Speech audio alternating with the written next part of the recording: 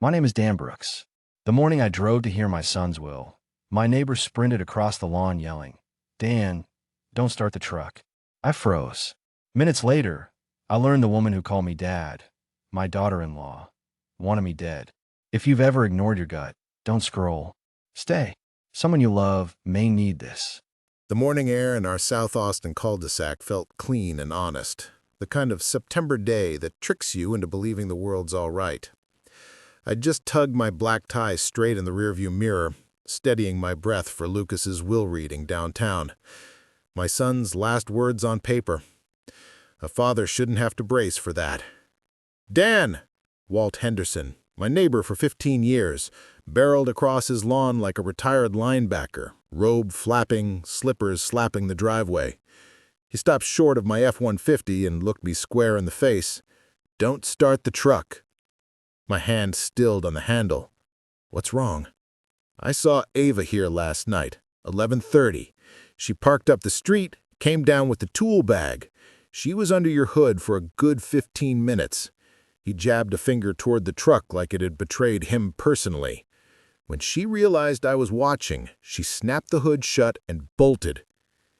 Ava, my daughter-in-law, the widow, the one who, if we're honest, had never warmed to me, no matter how hard I tried to bridge the gap. She was due to inherit everything if I didn't show up today. $42 million. Enough to wash the color out of anyone's morals. "You're certain?" I asked, though I could see the answer in Walt's face. "It was her. I've got a floodlight and these old eyes still work." He swallowed. "Dan, I did 20 years as a fire chief. You see patterns. This smelled wrong." I stared at the truck I'd driven without a hiccup for 8 years. My mind moved like it did back when I was an engineer. Systems, failure points, timelines, brakes, steering, fuel. There are a dozen ways to nudge a moving man toward death without leaving fingerprints. "Thank you," I said, heart thumping in my throat. Right then, something inside me shifted, like grief had been a fog and a steady wind finally broke it. I tapped my phone and called the only person I trusted with a wrench more than I trusted myself. "Ortiz Automotive," came a voice warm and no nonsense. "It's Dan Brooks. I need you at my place now. Don't laugh, but I think someone sabotaged my truck." A beat. "I don't laugh at stuff like that. Don't touch it, I'm 10 minutes out." While I waited, the past months replayed. Lucas, brilliant, humble, the heart this old house beat around. He built Sentinel Bridge, an Austin cybersecurity firm that protected hospitals and small banks from ransomware. He worked himself into the ground because he cared. Then, out of nowhere, stomach pain, weight dropping, a rapid decline that made no medical sense. 3 weeks from "I feel off" to "we lost him." The death certificate read, "undetermined GI complications." Ava controlled every visit. She had insisted on a private clinic and a new doctor. Little alarms had whispered inside me, but grief is loud and regret is louder. Nell arrived in her battered service van, ASE Master Tech stitched over her name. She slid out, all focused calm. "Show me." In minutes, the F-150 was up on portable jacks. Nell's flashlight beam crawled over metal with the tender attention of a surgeon. Her shoulders went tight. "Dan," she said quietly, "this isn't wear and tear." She angled the light. "Clean cut on your front brake hose. Not a tear, not road debris. Clean.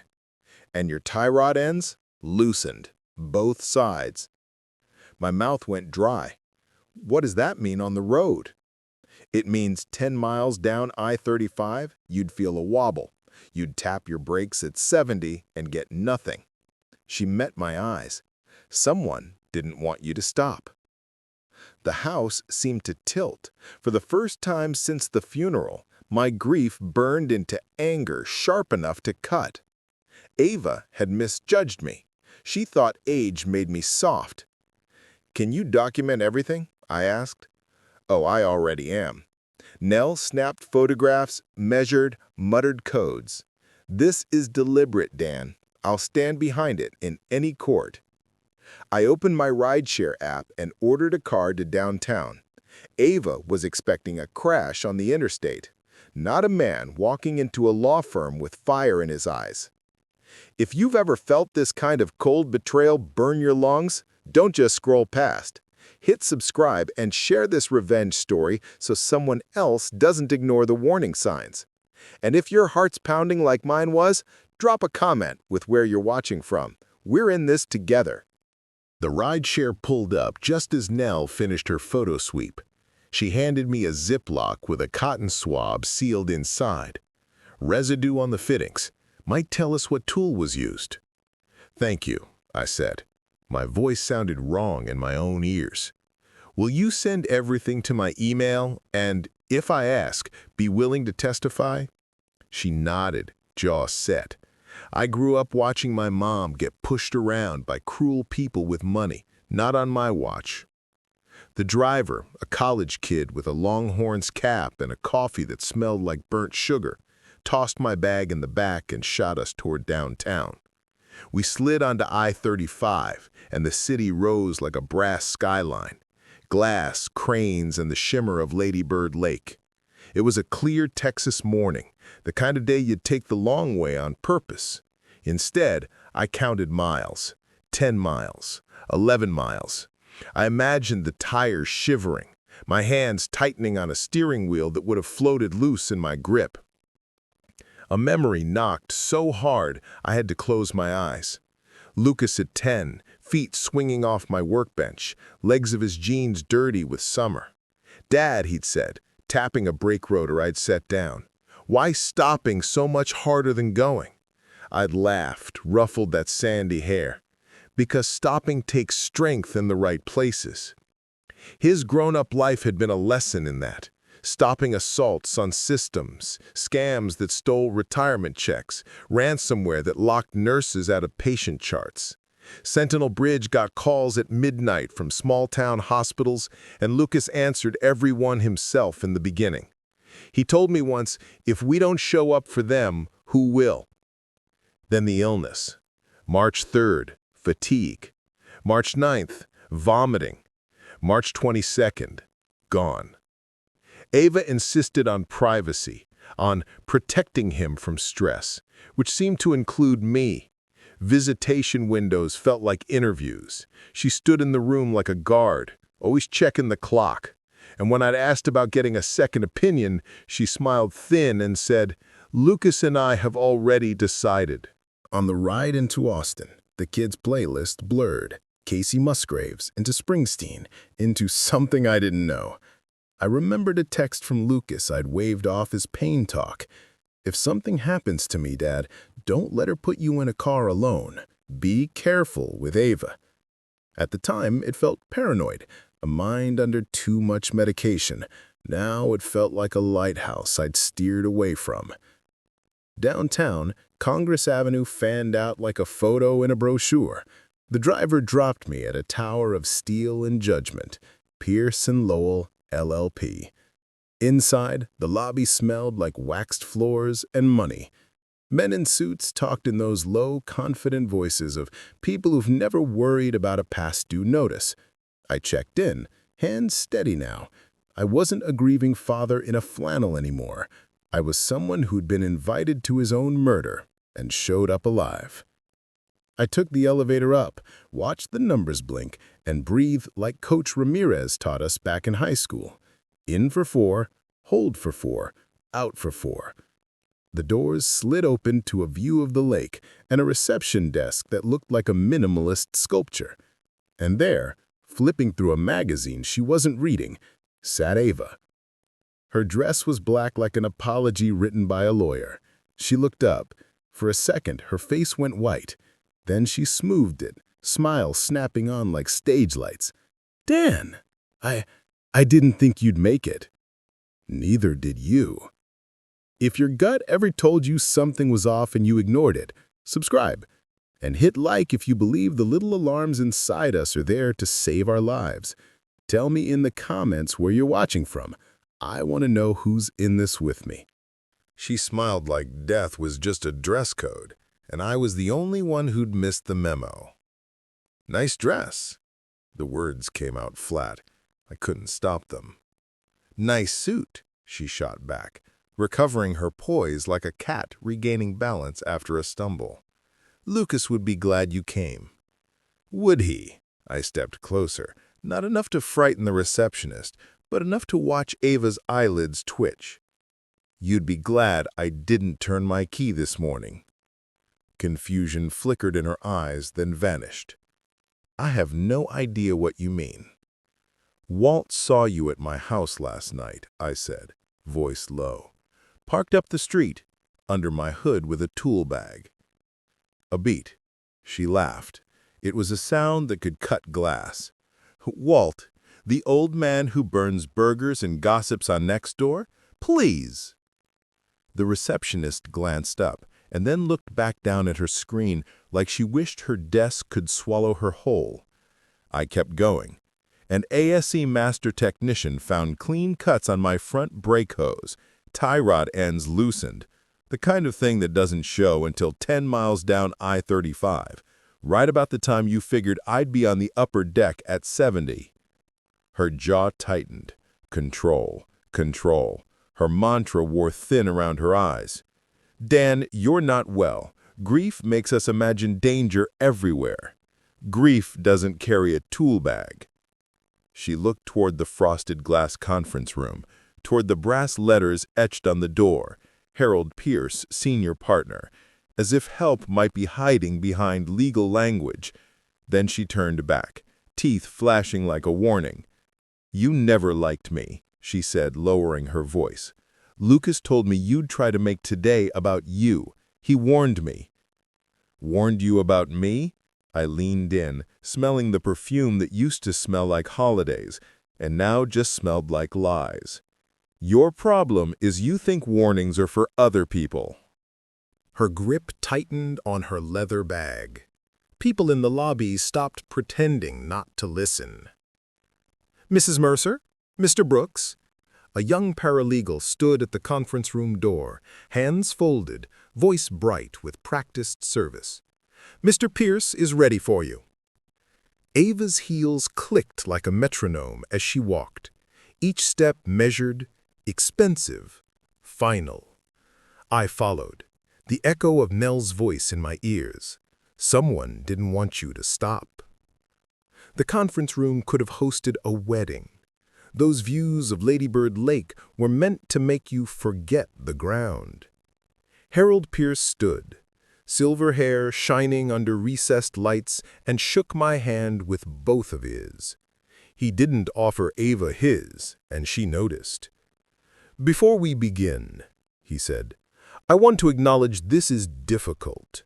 His voice had that soft weight attorneys develop when they've seen families split over dishes and land.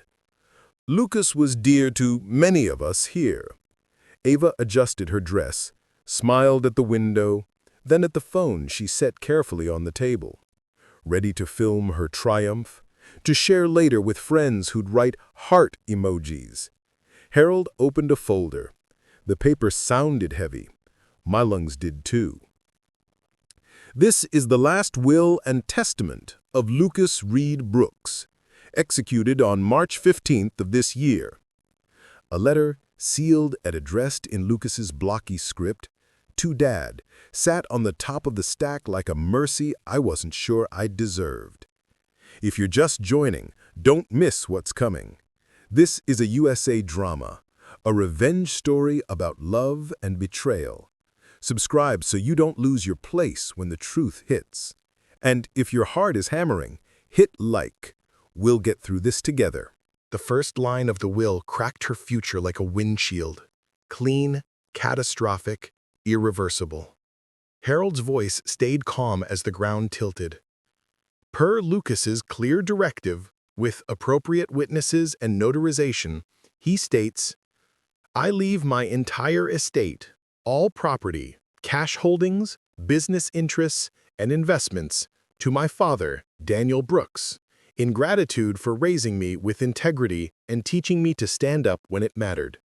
A chair leg scraped. Ava didn't breathe. Then, no, that's not... She shook her head. smiling the way people smile when a joke makes no sense, as if there's been a misprint and the punchline was supposed to be different. "That's not possible. We discussed."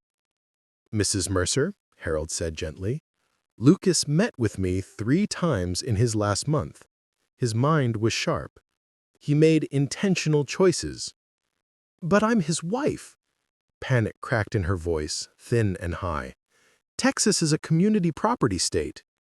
"Which has been accounted for via premarital agreement, signed and filed the year you married.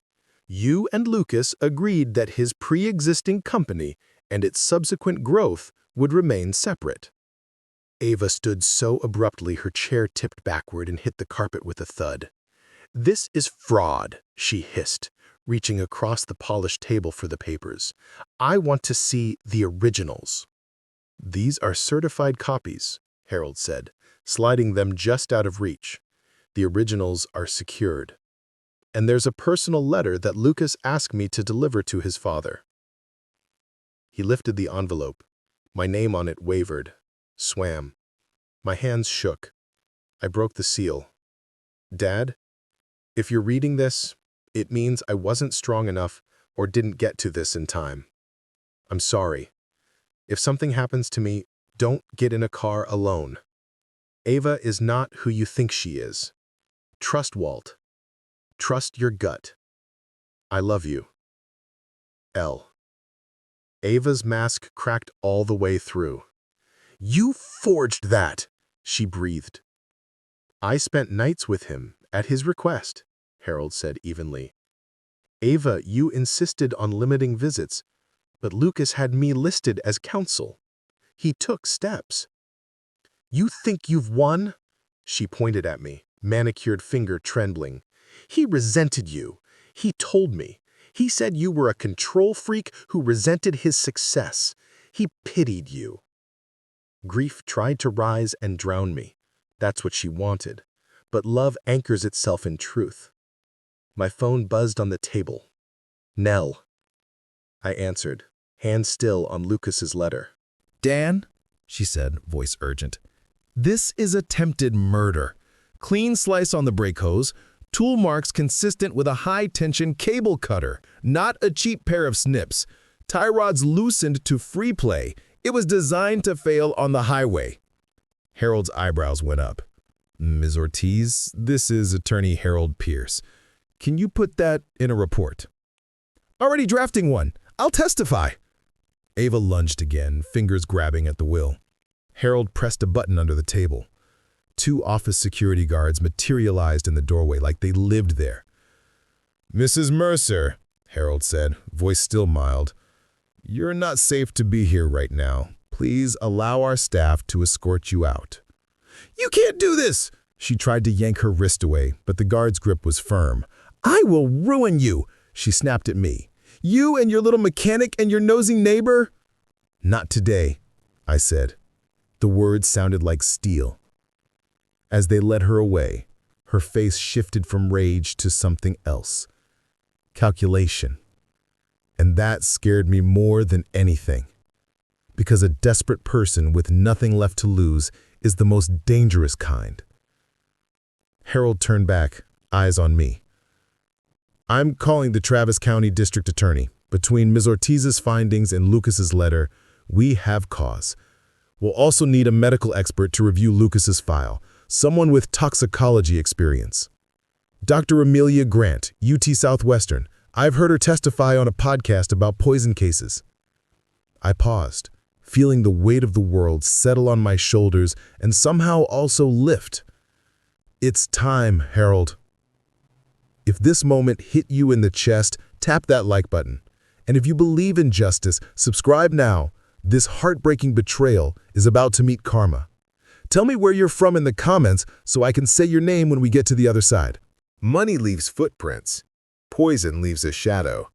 Ava had both all over her. Devin Carter met me at a crowded coffee shop off South Lamar, a former FBI analyst with a reporter's notebook and a habit of scanning rooms like exits were part of his DNA. "I pulled her financials," he said, sliding a folder across the table.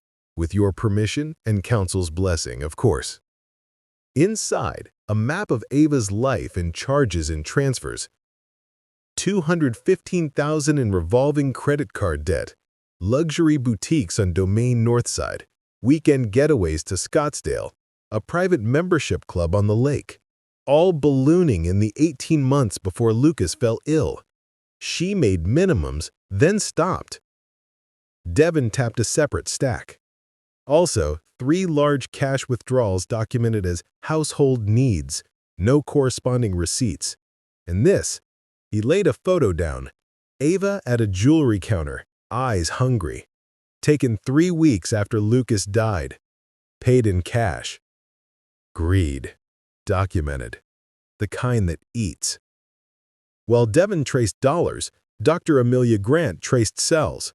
She sat in my dining room under a print of Lucas and I at a Round Rock Express game, her tone precise, compassionate.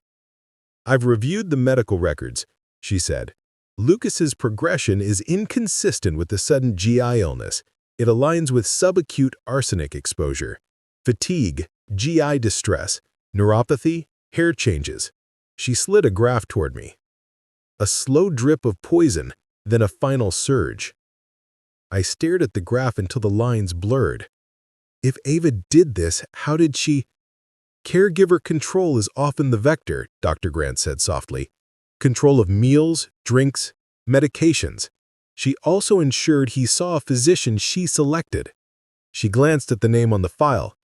"Dr. Collier's treatment decisions were unusual. I flagged them."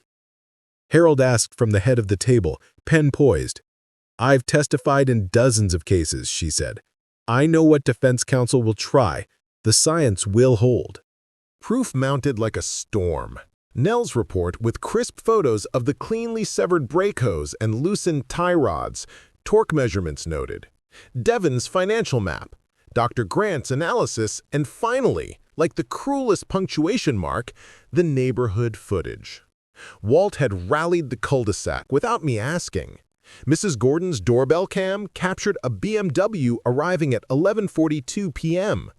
Ava, head down, hood up, despite a Texas night, walking straight to my driveway with a bag in hand.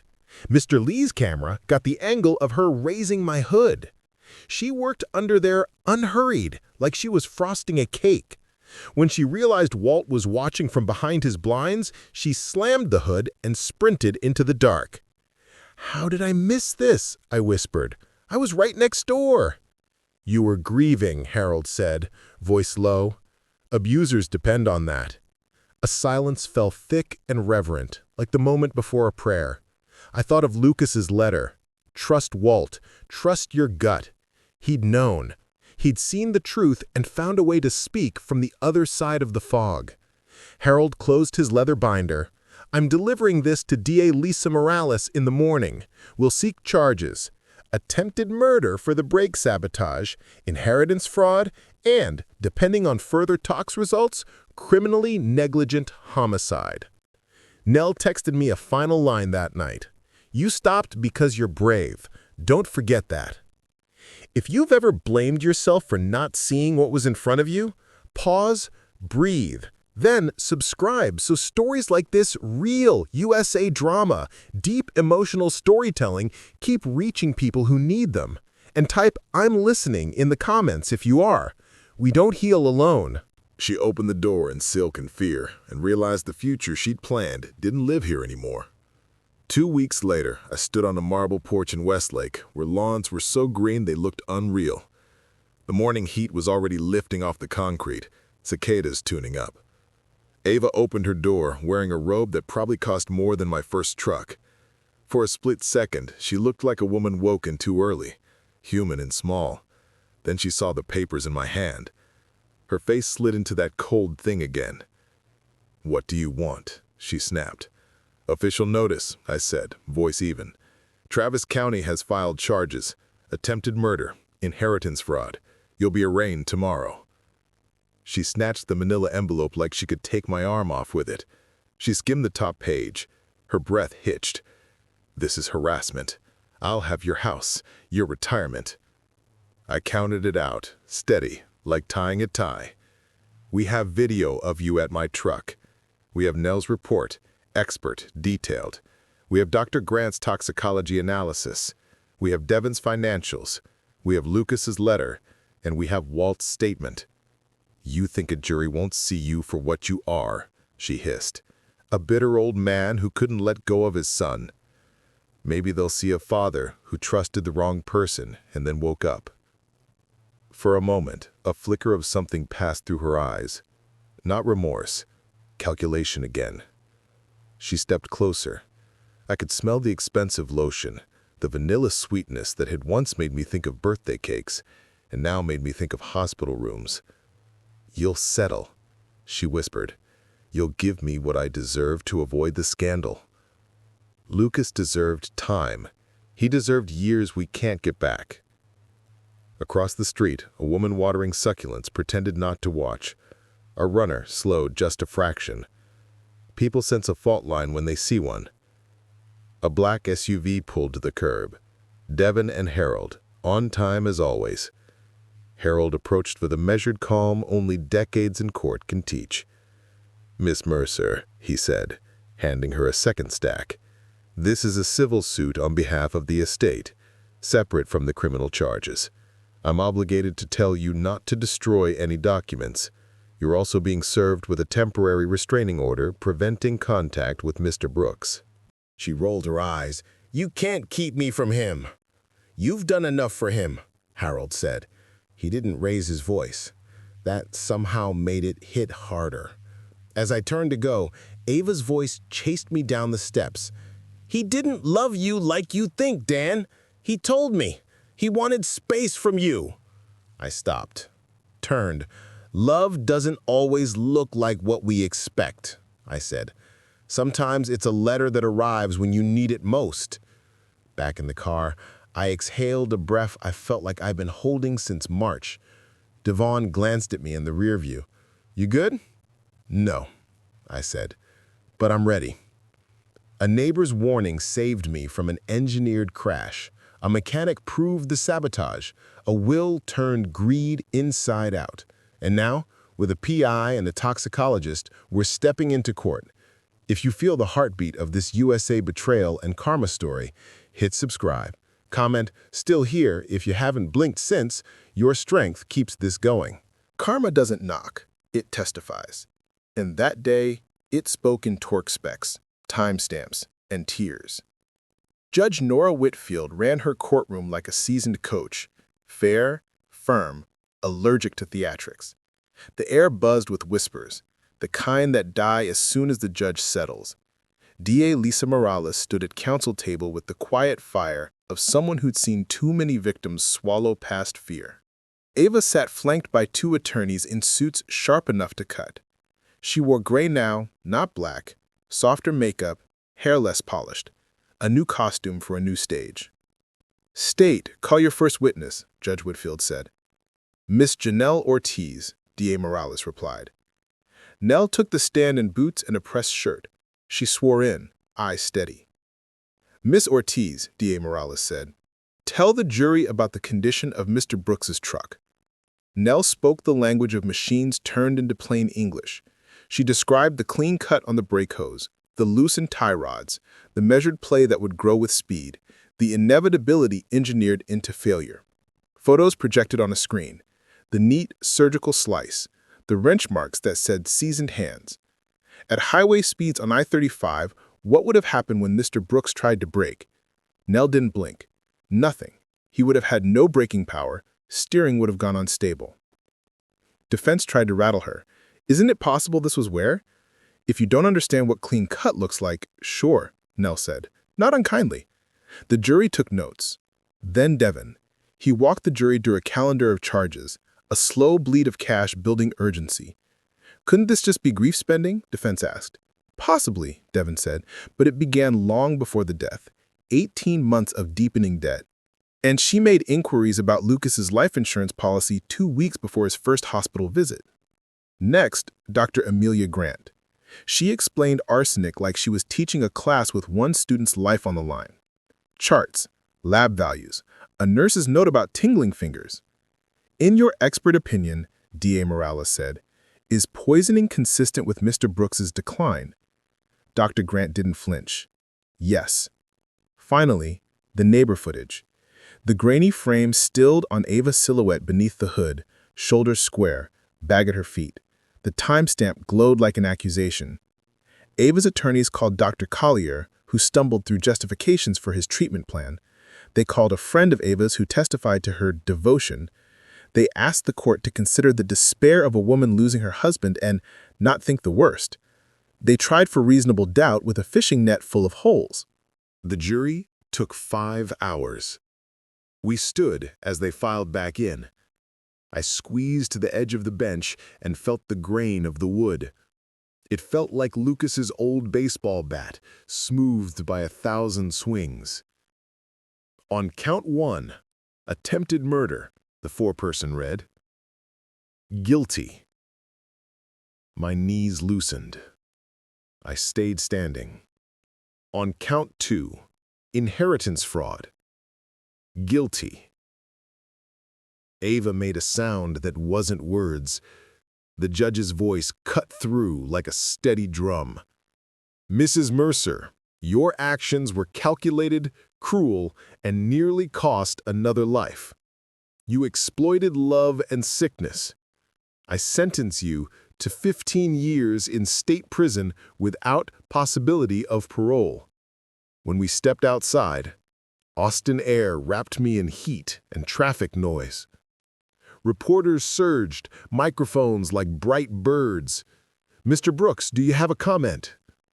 I looked at the skyline and thought about my son's question at 10. Why stopping so much harder than going? Because stopping takes strength in the right places, I said into the cameras. Today, the system put its strength in the right places. Justice isn't revenge. It's honoring the truth. If you've ever needed to believe the truth still matters in this country, subscribe. Hit like if this emotional storytelling gave you hope. And tell me your city in the comments. Let's see where justice still rings. We turned blood money into a lifeline and built something that looks like love on the far side of loss. 6 months later, I stood on a small stage at a community college outside San Marcos, a place where kids from ranch towns in East Austin meet in classrooms with flickering lights and big dreams. Behind me, a banner read, "The Lucas Brooks Foundation for Ethical Cybersecurity and Patient Safety." We'd debated the name, we'd debated the mission. In the end, I wanted it to feel like him, defending the vulnerable. The foundation funds 2 tracks. The first, scholarships for students in cybersecurity who commit to small-town hospitals and nonprofits, places Lucas loved to serve. The second, grants for toxicology research and caregiver oversight, because we learned the hard way that not every smiling face by a bedside is there to heal. Your gift will change the landscape, Dr. Grant had said at our launch. We'll build a registry of symptoms that doctors can recognize faster. Fewer families will hear undetermined. More will hear, we know how to help. Walt stood in the front row at the ceremony, hair combs like a job interview, eyes shining. When they called his name to receive an award for community vigilance, he cried. He said into the mic, "I just did what neighbors do." Nell fixed the stage's loose step before the program like she couldn't help herself. When I handed her a plaque for public courage, she shook her head. "I only did my job," she said. But when the applause rose, she let herself smile. Harold, our foundation's pro bono counsel, stood at the back, arms crossed, face softer than I had ever seen it. He'd spent months in meetings making sure every dollar did what it promised. We bend the law toward good when we can, and toward justice when we must. I drove to the cemetery that evening. The sun laid a Texas gold over the stone with Lucas's name carved deep. I sat cross-legged on the grass because that's how we used to sit on the floor for movie nights, popcorn between us, commentary like a sport. "We did it, kid. You told me to trust Walt. I did. You told me to be careful with Ava. I learned. Your money is now a shield for people like you." I brushed dirt from the letters. "I miss your laugh. I miss your questions." From my pocket, I pulled out his letter, creased soft from how many times I'd read it. Some losses don't soften, but they can harden into purpose that doesn't crack easily. On the way home, the skyline looked kinder. The lake held the last light like a promise. At a stoplight, a truck rolled up beside me. The driver, maybe 20, rolled down his window. "Hey, Mr. Brooks, I saw you on the news. I'm starting in cybersecurity next semester on one of your scholarships." His grin was pure daylight. "I'm going to do right by it." "You already are," I said. I still cook too much for one. I still set out 2 forks sometimes. Grief can be a companion that sits at your table and doesn't eat, just watches. But I've learned to toast the empty chair, to tell stories, to make sure the next kid who wants to stop the bad things coming has the tools and the support to do it. And to listen to the neighbor who runs in slippers yelling across the lawn, because sometimes that's how God shows up. If this journey gave you something, hope, strength, a reminder to trust your gut, don't leave without subscribing. These karma stories, these deep emotional stories of betrayal and redemption, help more people than you know. Hit like so the algorithm knows hearts still beat for justice. And tell me in the comments, what will you build from your pain? We end where we began, on a driveway with a choice. Don't turn the key when your gut screams no. Don't ignore the people who love you enough to look foolish. And don't waste a second chance when it's handed to you. Because stopping the harm, stopping the lies, takes strength in the right places. And when we put our strength there together, we build a world our kids would be proud to inherit.